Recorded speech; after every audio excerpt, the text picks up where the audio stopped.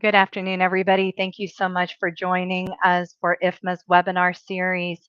Today, IFMA is joining up with Train to bring you a webinar on leveraging connectivity to do more with less and why a connected mechanical approach is the key to success. As we get started, please let us know where you're joining us from. Again, Kim Jackson, I'm with IFMA, and I'm joining you from Houston, Texas. We have just come out of Hurricane Beryl, and so pleased to be here with you. Let me know where you're joining us from. And as we come into this very important webinar, I'd like to introduce Dean Stanberry. He's the immediate past chair of our Global Board of Directors. Hi, Dean. Thanks for joining us. Thank you, Kim, and I want to thank the audience for joining us today. I'm coming to you from Denver, Colorado. As Kim mentioned, I'm Excellent. the immediate past chair of IFMA, and Yes, I'm looking forward to this conversation because it leans into something I'm very near and dear to my heart, and that is all of this advancement in technology and how we actually can leverage it to our advantage going forward. I think you had mentioned to me, Dean, that one of the IFMA white papers that came out, it's evolution is never finished, and it really dives into how technology is impacting things and actually changing the role of what facility managers and management will be. So I feel like this is going to touch on it. So with that, I'm going to leave you to introduce our next panelist, and I'm looking forward to a great webinar with you. Thank you. And yes, if you've not read The Evolution is Never Finished, you can find that on the IFMA website. It's on the main page. Just scroll down to publications and you'll find it down there. It has a lot of useful insights in it. So today I'm joined by Andrew Disher, the commercialization leader with Train. And he's got some very interesting things that we're going to be talking about today. So without further ado, I'm going to turn it over to Andrew and let's get started. Awesome. Thanks, Dean, and thanks to IFMA and all of our attendees today. I'll follow suit. I'm actually here in Louisville, Kentucky. I think I said that well. Sorry for those Louisville natives if I didn't quite get it right. I'm in our innovation center in one of our Train buildings here. I'm actually from Minnesota, so if you hear a few you betchas, you can forgive me in advance. So today's topic is how to leverage connectivity, especially focused on the mechanical equipment side of the business, where admittedly we haven't done as much of this in the past. So like Dean said, commercialization leader, I focus primarily on our services portfolio, on connectivity and how to use technology to do more things better and help drive the industry toward technological advancements. And been in my focus my whole career on either HVAC or building automation and control. So really excited to walk us through this discussion alongside Dean. Before we get started, I'll open it up to the audience here. Throw it in the chat. Let's hear from you. Not only where are you from, but what are your goals? Would you come in? You saw the title. You saw IFMA's, presenting this. So maybe you saw Train there too. What did you want to get out of this today, or what do you come and have on top of your mind? Hopefully, we get a few responses here as we wake up the afternoon, maybe post lunch or right around lunch crowd, with some hope for some feedback. Let's see. We got a post in. Everybody can find the chat. If not, I can just move on, which is always fun. But we got a few folks who found the chat around the location of where you're joining from. So I'll let you find that really quickly. We got to have at least one before we move on. So,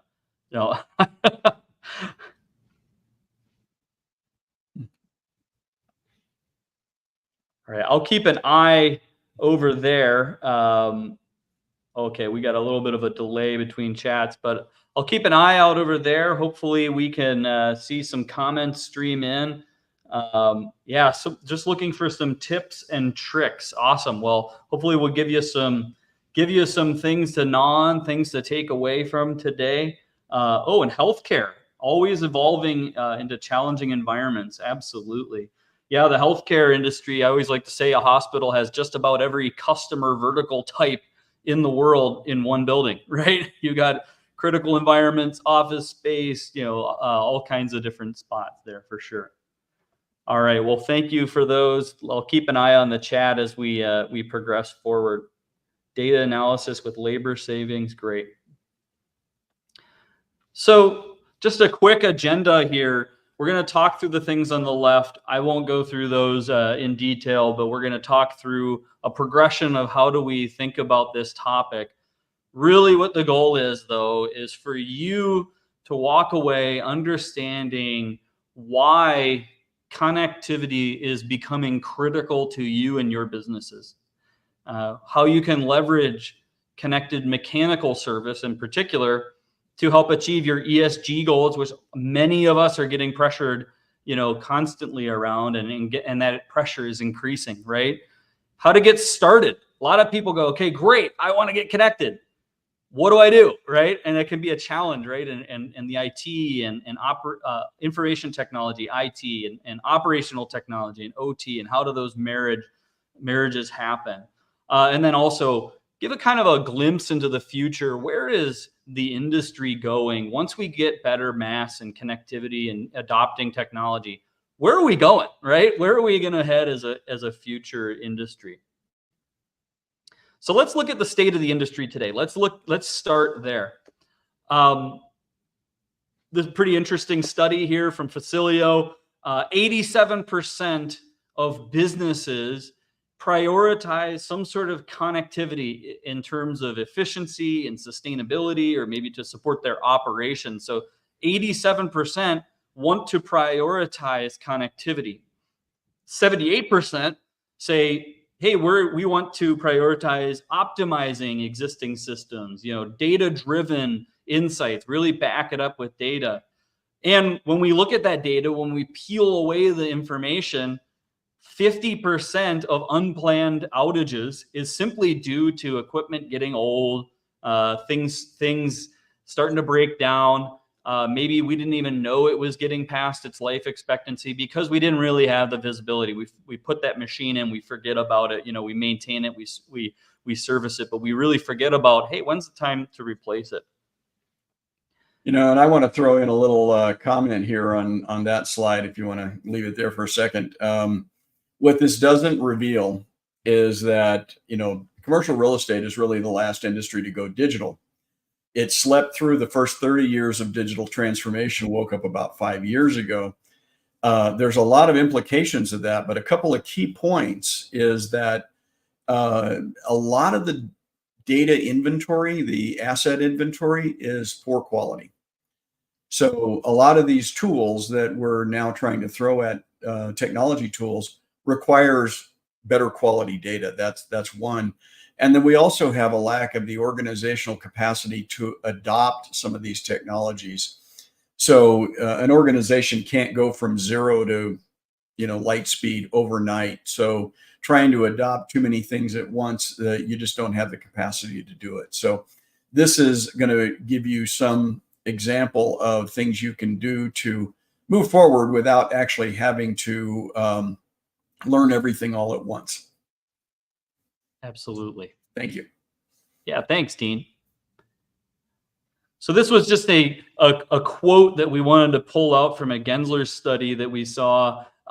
People in buildings are wanting what they called phenomenal, visceral, connected experiences. I don't know what a visceral experience really is, but it sounds really cool, and I want it too, right? But they want connectivity. They want the information. They want all of this aspirationally. They want to build this into how they run their businesses. But when we look back and we peel away the onion and we look at the actual state of where we're at today, it's actually pretty interesting, especially if we hone in on HVAC in particular. We're way behind the times. Like Dean said, right? We are decades away in the CRE space, in other places, of adopting connectivity, adopting data, and a data-driven approach to how we do things. So as we look at the ecosystem, approximately 10% of buildings in the ecosystem, in the commercial world, have several integrated technologies that are working together. About 1 in 10 buildings out there. 40% have some element, right? Maybe you can log in remotely through a VPN client or something and see some information and see some data, log in, check on some stuff when there's an alarm, something very basic, very easy to wrap our head around. But the big slice of the pie is the 50+% where there is no connectivity, very limited smartness to the building, very limited ability to meet the stuff that we just saw of all the demand that's in there of what people really, really want. Now, I want to add to this as well. At a recent conference I was speaking at, I was talking to the audience and I said, raise your hand if you work in an existing building. And surprisingly, not everybody raised their hand. But here's a couple of facts. The average age of a commercial building in the US today is 53 years. That's the average lifespan. And out of the existing building stock that we have today, over 50% is anticipated to still be in use in 2050. So when you look at what's here, the unconnected older buildings, that's telling us we have a lot of work to do. It's not about just making new buildings efficient and net zero. We got a lot of work to do on the existing buildings to get to a decarbonized state. Thanks, Andrew. Yeah, absolutely. So there's not only the technology barrier here or the lack of connectivity or the just aging infrastructure, there's also a lot of pressures on the industry to move to something better. Connectivity, right? Why connectivity? Why now? As a customer, as people who manage buildings, who are, who hire out service contractors or who do self-service, there are just rising expectations. If you think about how e-commerce and Amazon and all of the different companies that have how we do business nowadays have set the pace, that expectation is growing. But there's cost concerns, right? How expensive is this going to be? How do I capture technological advancements? And maybe in some cases you're scared that technology is advancing too quickly. How do I keep up, right? How do I keep up with the stuff that's coming down the pipe? And the big elephant in the circle here is the sustainability, right? Decarbonization, electrification, sustainability, all of this is stuff that we've become a lot better at over the last decade or more, right? Of just really getting that pressure. Meanwhile, it hasn't escaped most people that there's less talent available from your service providers on your staffs. Everybody has less technical talent. The aging technician workforce is a reality. The average age of a technician that's in the building space increases year over year. There's some new studies that are actually providing some nice hope for that to change as Gen Z is starting to adopt career and technical education a little bit more than the millennial generation did, which I'm a part of. But efficiency demands, right? We're getting more demands there. There's downtime that's happening because of less budget to do things. All of this just kind of pressures us on a constant basis. And what we're here to talk through is how connectivity can really support this. I like the characterization of transformation here, and you just said it. We have a lack of people coming into the industry, selecting, facility management or the skilled trades. But even at that, we tend to think of them in the same, or characterize them the same way that we have for the last few decades. In reality, as we move forward, the complexity of the built environment will make it impossible to basically have a generalist workforce, which is what we've had up until now. One guy that can go out and work on, 27 or 30 different pieces of equipment and do some electrical and plumbing and all of that. the complexity is going to be too much for one person to know everything there is to know about all of these different systems. So that's why we need to think about it a little bit differently of what skill sets do we really need going forward, not just the warm body, but what skills does that body need to have in order to um, operate these smart buildings going forward. Yeah, well said. Absolutely. As buildings get more complex, so is the necessity of specialization, right? The generalization is more and more challenging, for sure. So what are we even talking about? Okay, we kind of lay the landscape. There's a compelling need to move forward. So what is a connected mechanical service? What we would define it in this webinar is we're going to take the same service approach that we've done for many, many years. We're never going to replace the need for people to work on physical machinery, right? Well, maybe never is too aggressive. Maybe at some point there'll be, robots driven by AI, but that's a long way out. And I hope I'm far retired by then. But we're going to take this approach, right? Where we've been driving to buildings, where we've been finding mechanical room keys or checking them out to contractors. In your case, we fill out our safety reports, make sure we're doing work safely, and then we finally get to do some work and look at the things. But oftentimes we're coming in completely blind, right? Service contractors come to your buildings every day of the week and really have no great visibility into what's been going on with what they're going to look at since the last time they were there.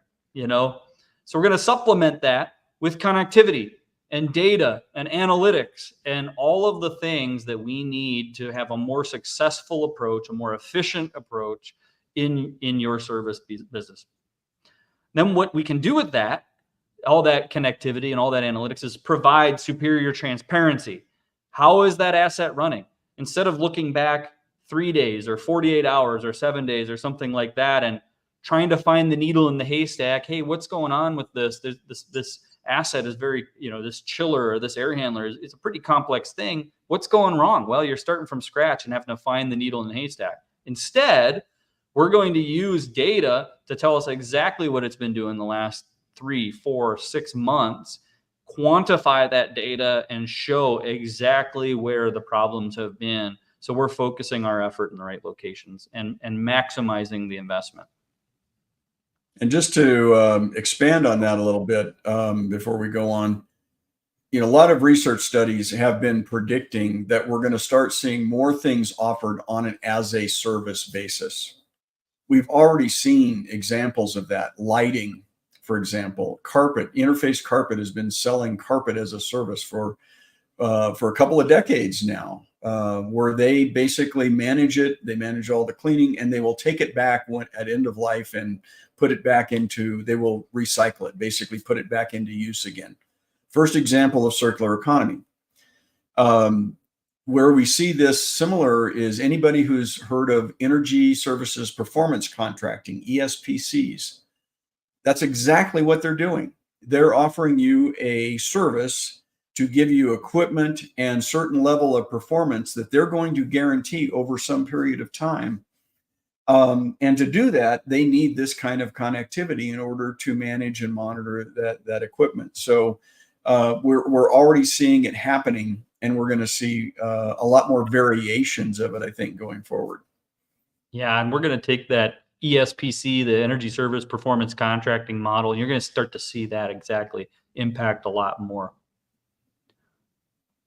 So what are the key components, right? What is this thing going to give you the ability to do? Well, we're going to have ability to more proactively maintain assets within our building. And if we scope it down to, applied mechanical equipment, such as chillers and packaged rooftop units and air handlers, we're going to be able to track the equipment conditions better, to be able to monitor, hey, how is this thing operating? How is it better, right?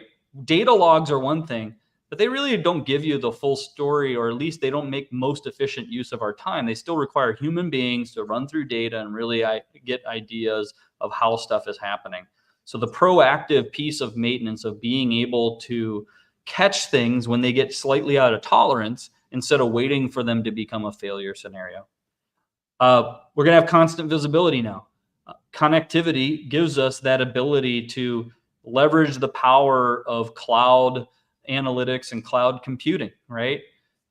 It should be no surprise to anybody that they're building data centers at a pace that's more rapid than anything we've seen, right? These things are going up rapidly right now. All of that computing power to power AI and cloud computing is now at our disposal, so we can provide that peace of mind and that visibility.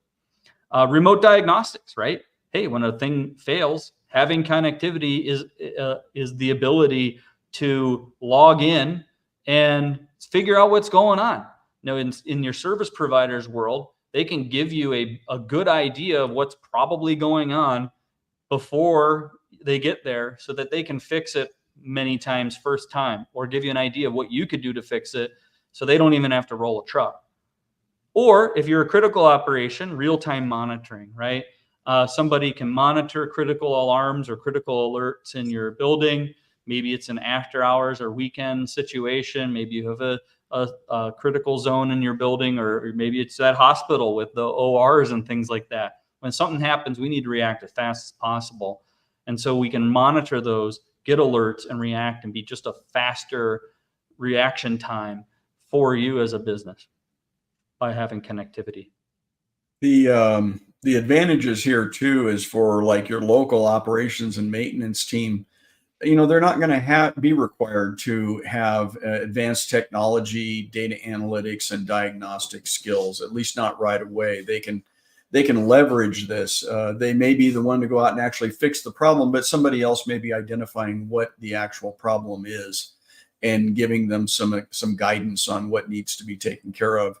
This also alleviates some of the need for the 7 by 24 by 365 operational presence. Most smaller operations team, you can't work people 7 days a week, 365 days out of the year. So it gives you the ability to leverage the resources that you have on site with the ones that may be remote, and helping them understand what needs to be done and when it needs to be done, and prioritizing some of that maintenance. Absolutely. So in the chat, take HVAC out of it, take your building out of it, and think about your personal life. Think about all of the stuff you do today. I don't have it on me because it'd be too distracting, but I've got my phone just out of arm's reach, right? I'm never too far away from it personally. You're probably exactly the same. We've all been conditioned to carry our phones with us and do stuff. How do you use that? And I can give some examples while you're thinking of something. I'll give an easy one. If I were joining from my home office in Minnesota, I'll just share something personal. I've got 5 dogs. I used to breed Shetland sheepdogs. I'm allergic to dogs, and I can tell you it's not a good combination, okay? How I deal with that is I have a HEPA filtration system little unit in my room, in all of our rooms. And what's neat is I went on Amazon. I bought that thing for less than $300, right?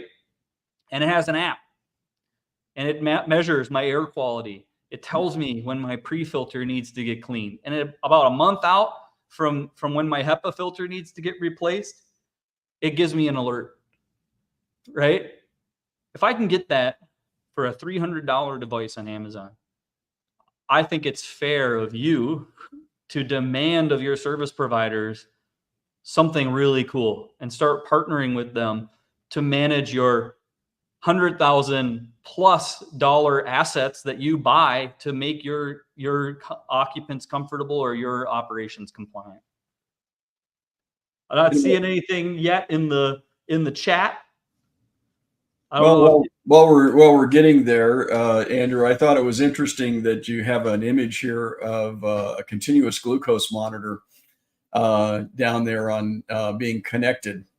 I happen to be a type 1 diabetic, and I use an insulin pump. And if you can see my phone, sort of, what you see there is the app on my phone that actually talks to my pump, and I can control my insulin levels, see what's going on at any time. And it gives me warnings, tells me when things are going sideways.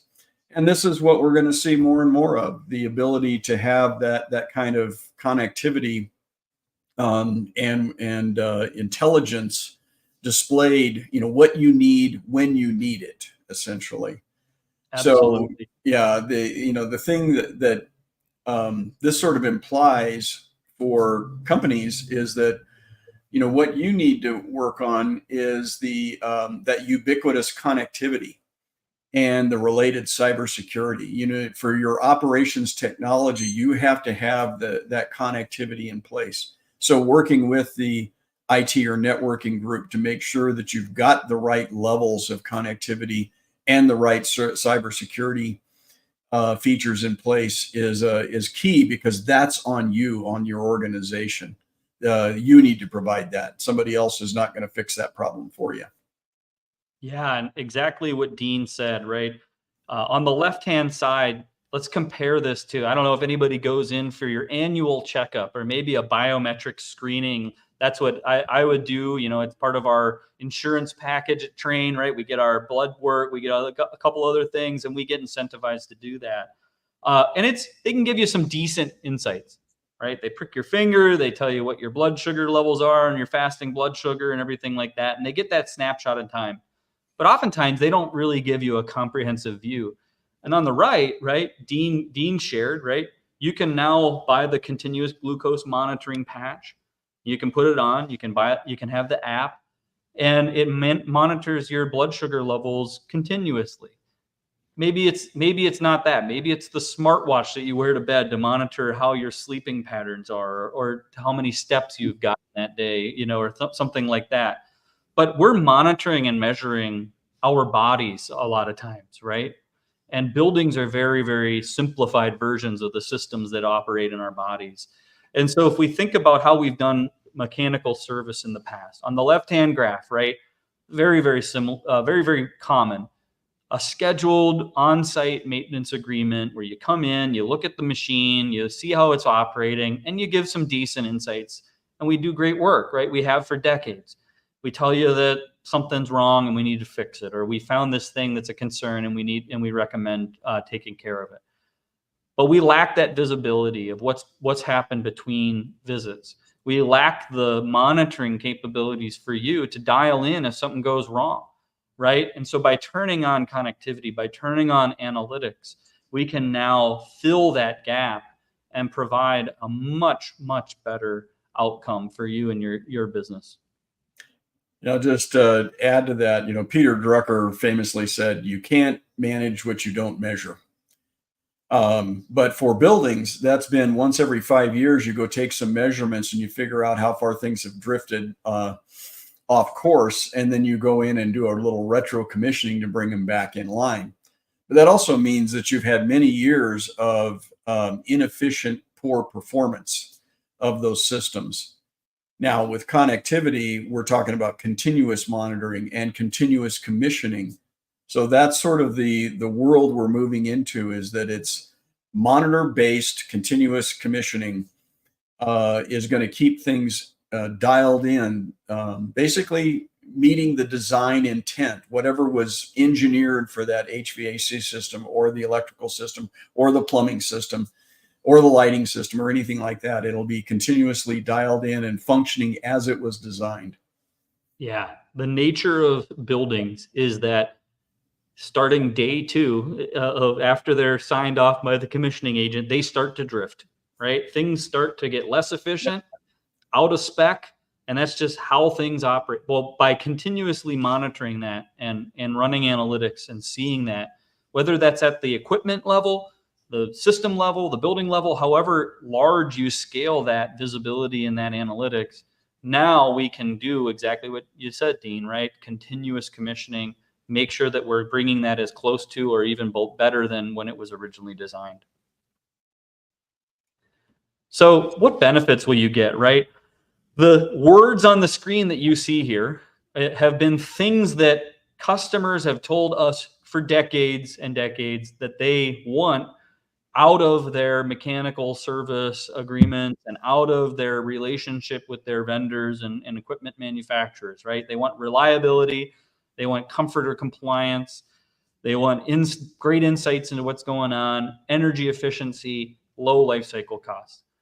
Connectivity to your mechanical equipment simply represents a better way to meet every single one of these. So in reliability, right, we can proactively catch things before they fail. We can divert or reduce equipment downtimes. We can prevent those unplanned repairs that happen to all of us that are never fun to deal with, right? And we can reduce that, and we can make that pain largely go away. By doing so, we can ensure things like chillers and equipment are operating as designed, reducing complaints, reducing fire drills for you and your staff, right? Maximize your compliance in your building by keeping it in spec. We can provide superior insights. How many of you have gotten an inspection sheet on a piece of equipment that said performed inspection? Maybe they did their job, right? And they came in, they talked to the facility manager and they talked about it, everything. But, you know, I had an old mentor that once told me the spoken word is thin as air, the written word is always there, right? If you don't have the ability to actually show what's been done and put the pieces back together, it's of less value. And by monitoring these things, we can keep that energy within, like Dean was saying, keep that within the expected tolerances, keep that efficiency where it's supposed to be, and find things that impact the life cycle of a piece of equipment. It's amazing how you'll find that once you see that visibility, once you turn that on, you start to see how that thing's actually working, just how bad it's working, right? Yeah. Just how much it's short cycling or modulating all over the place, which all impacts the life cycle of that equipment, which is going to make you have to replace it sooner. I do want to touch on life cycle, but before I want to comment on what you said about work orders and, you know, having that note in there that says, you know, completed work. That's one of my pet peeves, is to look at a work order and look at the log notes and it says work complete. I'm going, thank you, Captain Obvious. What I want to know is what you did.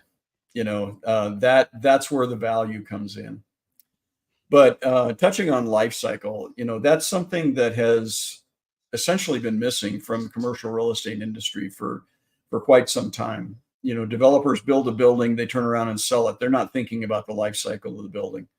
General contractors and architects and engineers are designing stuff. They think about getting it stood up. They don't think about how it's going to operate over time.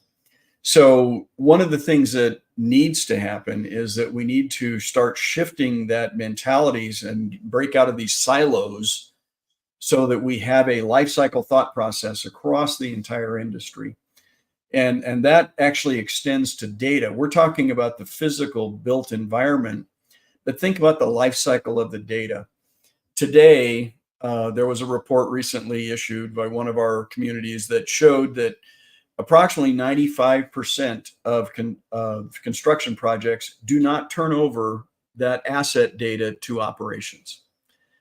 It's necessary for operations, and it's there in their BIM model, you know, from the design. It's all there. It just never gets transmitted.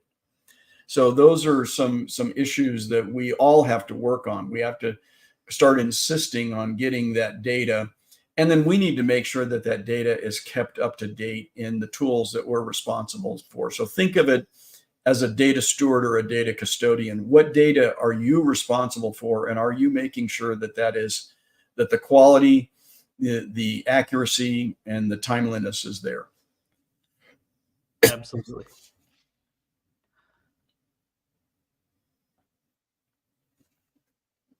There we go. Okay. So let's make this real, right? Let's take all the stuff that we've been talking about kind of in theory and run through what we would consider some extremely relatable scenarios that come up all the time. Here's the situation, right? A technician has been on your site for an hour. And maybe due to all labor shortages in certain pockets of the country, You've already waited for a couple of months more than you expected for them to get there to do their preventative maintenance or something like that. That is a reality. It's not great, but it's the shortage of labor sometimes happens. And right, so you've already waited 2 months or so for this technician to show up more than what you wanted, and they're on your site and they have your chiller ripped apart. Hospital rings, right? The chiller plant's down. This happens to be the same technician that's responsible for that chiller plant who works with that hospital all the time. So what's going to go on, right? They're going to leave. They're going to button up your chiller, get it back running, leave your site, which you've already waited for 2 months or more, right, for them to show up, and they're going to go address this situation that may cause even bigger disruptions. That's a very critical operation. Not great. How does connectivity help with this, right? Now the chiller technician, they can dial in remotely, right? Look at the system.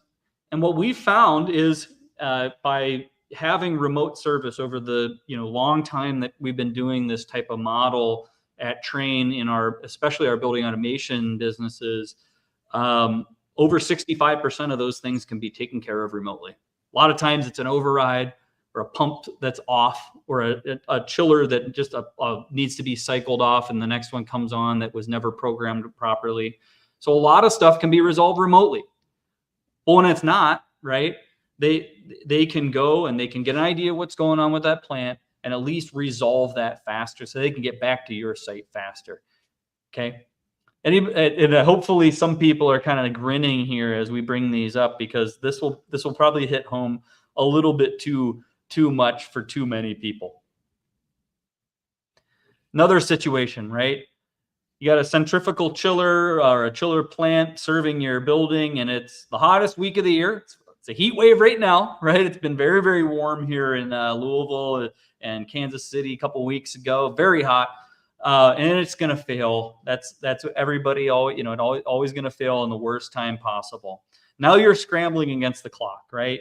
You're going to be upsetting tenants. You're going to be having an issue. You're going to be paying premiums for the service to come out, and you're going to really, really, have a challenging situation. This happens to us all the time, right? Well, how does connectivity help? A lot of times what we're finding is those things that cause critical failures, by deploying analytics with tight enough tolerances, now we can start to see, hey, when's that system getting out of spec, right? Hasn't failed yet, but the differential pressure for the oil system is slightly above tolerance. And we need to adjust that before it becomes an issue, right? Before it fails the chiller. Or, hey, the approach temperature get way out of spec, the efficiency is dropping. We can't let that go. We need to take care of that instead of waiting for the fall when we have our tube cleaning scheduled, right?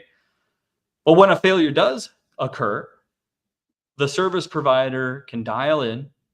Maybe a remote person who's dedicated to that dials in, remotely troubleshoots, dispatches, and so the technician can pick up the most likely part needed on their way, have an idea what they're coming into instead of coming in completely blind. Yeah, I wanted to touch on this one just a second for the unexpectedly fails issue. The cost of equipment failures when it's supposed to be running is absolutely staggering. But what this really doesn't necessarily address is the risk and consequences that could be associated with it. And I like to use the example of an emergency generator. So you have an emergency generator in an office building. It's basically running emergency lighting. Most of that lighting has a battery backup. If the power fails and the generator doesn't kick in, chances are you're probably okay. Now, that very same make and model generator in a hospital, whole different set of risks and consequences. If that generator doesn't come on during a power outage, you have life-saving equipment that is not powered, operating rooms that are supposed to be, that have operations in progress. So you have to look at things and assess what their risk and consequences are, because just because you say it's emergency generator depends on where and how it's being used as in terms of the risk and the consequence that goes along with it. So think about that a little bit. And that's what you as an individual, you need to assess that so that you can also work with your service providers so that they understand what those priorities are. You mentioned it earlier about that chiller guy that's going to, stop what he's doing and go work on the hospital chiller because he knows that is a higher priority, and everybody would agree with that. Now, doesn't make you feel any better that he stopped working on your stuff, but you have to assess those things and have that in your system so that you understand what is the most critical infrastructure that you have, and how do you make sure that that is getting the appropriate attention whenever there is a problem. Absolutely. Here's another one, right? Everybody's had this. You got a piece of equipment in your building. You got some issues, a lingering issue that's been going on for a while now, and your service provider comes, or maybe you have self-servicing staff, and you're just really struggling to find the underlying cause, stuff that's happening when you don't expect it, or when you're not there, or when you don't have data on it. So what are we going to do, right? Oftentimes we're going to set up data logs. If, hopefully they've been set up since day one, maybe we can do a better job specifying that and making sure that happens. But we're going to set up some data logs, try to monitor what's going on, try to figure out what's going on. But maybe those data logs don't capture what we need. These devices are very, very complex, or maybe it's so intermittent it's hard to find. This is a very, very real scenario. It's very frustrating when it happens. It's frustrating for the technician who really wants to do a great job. It's frustrating for you, the customer, who really wants to get this situation, this monkey off your back, and move on with all the other busy stuff you got to do. So how does that help, right? Connectivity enables us to, again, leverage the power of data and cloud computing to be able to store that data indefinitely, harvest it at a much more robust sense, right? And keep that data for a long time and analyze that data a lot more powerfully than we could typically do without investing a very expensive on-site infrastructure and build it from scratch on a one-off basis. Now you can have those analytics, see what's going on. You can get to the root cause. You can report on that, find the underlying issue a lot more reliably, and have the ability to fix it so that we're not causing this, and we're making sure this problem goes away for everybody as fast as possible. All right, I think this is the last one. So equipment not running, during your scheduled inspection. So let's say you have a scheduled inspection, right? You got 3 chillers in your plant. It's low load time of the year. They're running at about 25%. You're not going to get a great idea of how that machine is operating at that lower load. Now the technician needs to cycle all 3 chillers on and off just to inspect them, right? Just to see how they're doing. They may even need to falsely load the chiller to get an idea of how that machine is operating, so they can make sure that they're doing their job, right?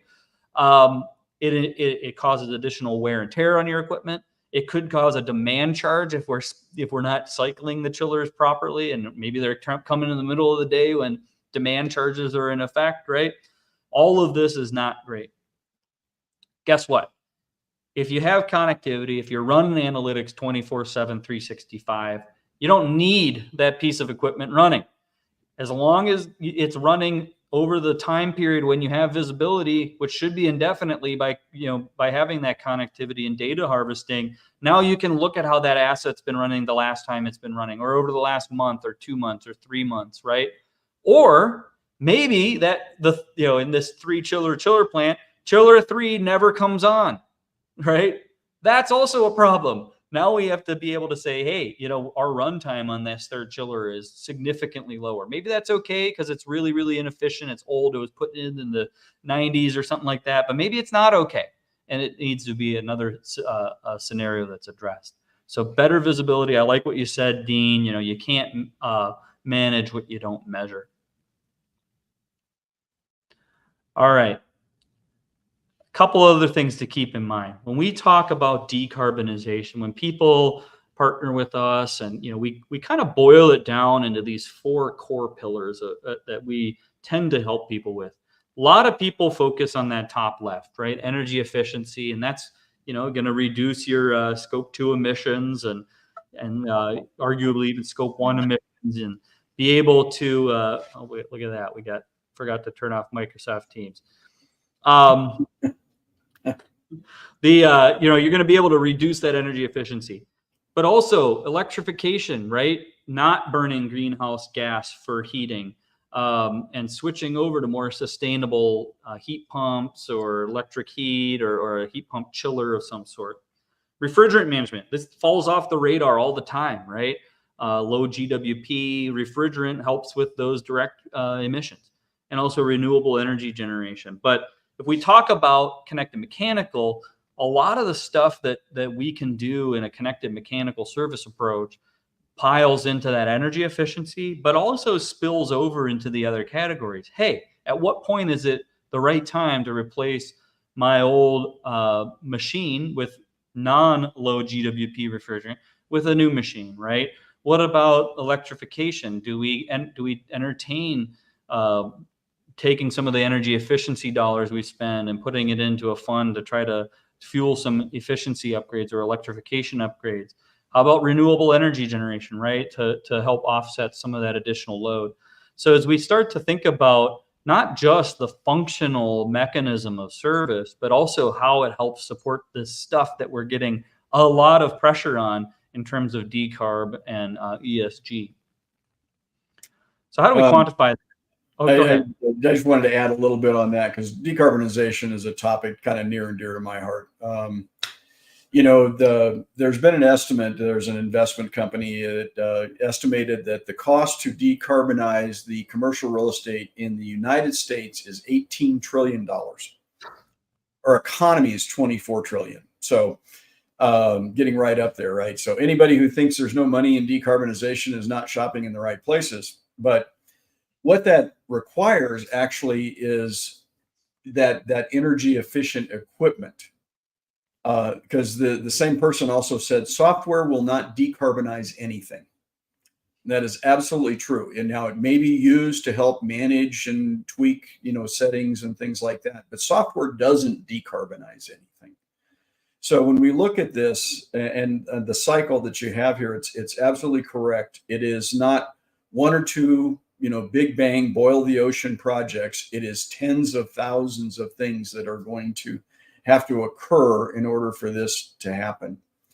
So, when we think about decarbonization or net zero buildings, it really is, are we putting in the right equipment? And then do we have the policy, standards, processes, procedures, and people to make that happen? Software is a tool that assists people and processes.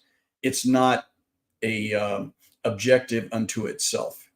So that's something I just try to emphasize. Software is great. I love it. I've been in technology my whole career, and but it really keep it in the right box. It's there to support us. It's not there to tell us, quote, frankly, what to do. We tell it what to do. Spot on. Yeah, and so if we start to put some real numbers behind that. FEMP tells us, that Federal Energy Management Program tells us that just regular maintenance alone can help a long way, right? And when we start to superpower that traditional maintenance model with a connected approach that gets us even further, these numbers should greatly increase. Even by just collecting data on the right-hand side, right? We can increase our efficiency by finding extremely low-hanging fruit.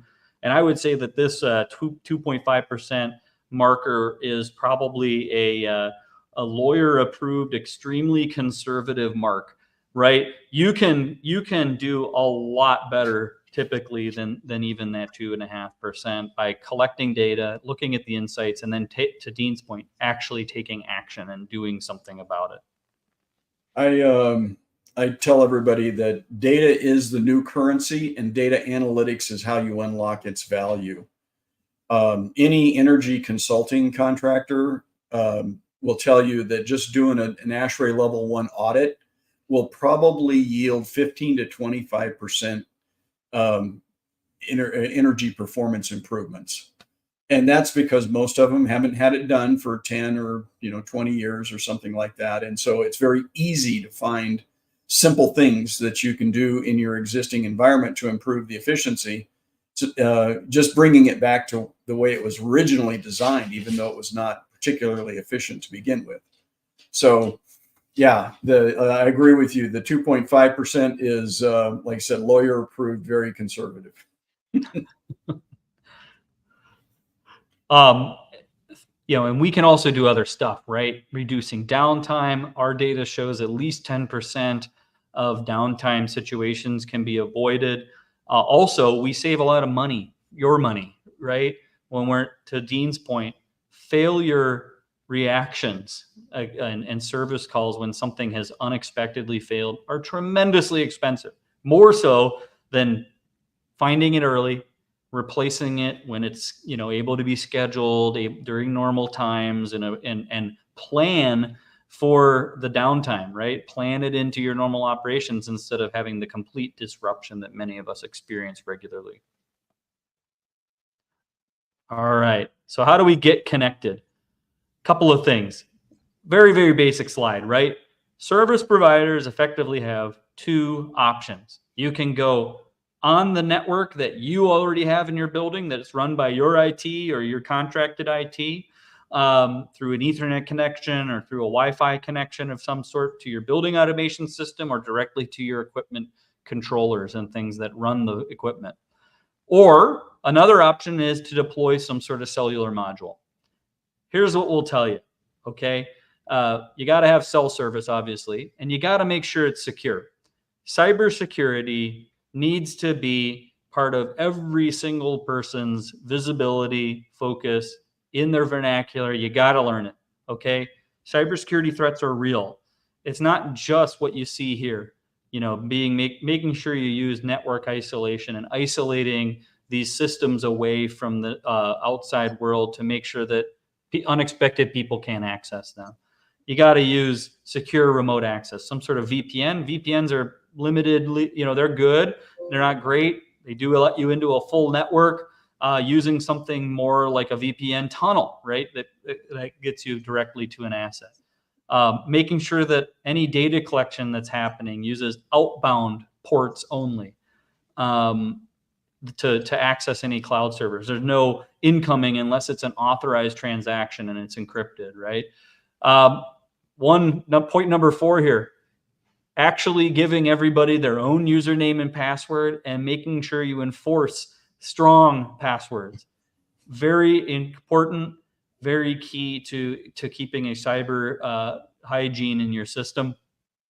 And point number 5, regular software maintenance. Every building automation provider that's worth their salt, every equipment provider that's worth their salt is releasing cybersecurity patches whenever known vulnerabilities come up.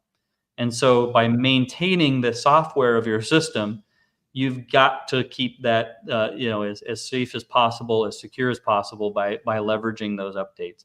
What's not captured here, okay? Because this is blending the operational technology that all of us know, that all of us interact with every day, with the information technology that everybody is aware of.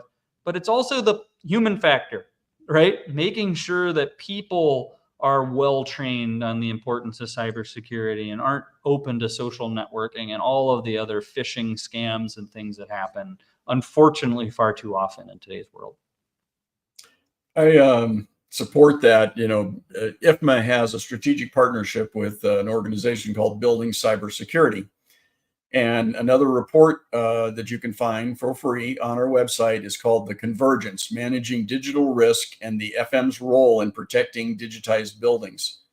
In it, there's a 17-step checklist for securing your operational technology. And so, no cost, just go look it up. And then there's other resources available from there. So I just had to put that little plug in there for that report, because we're trying to make sure everybody is well versed in the their role in cybersecurity. It's not IT's job.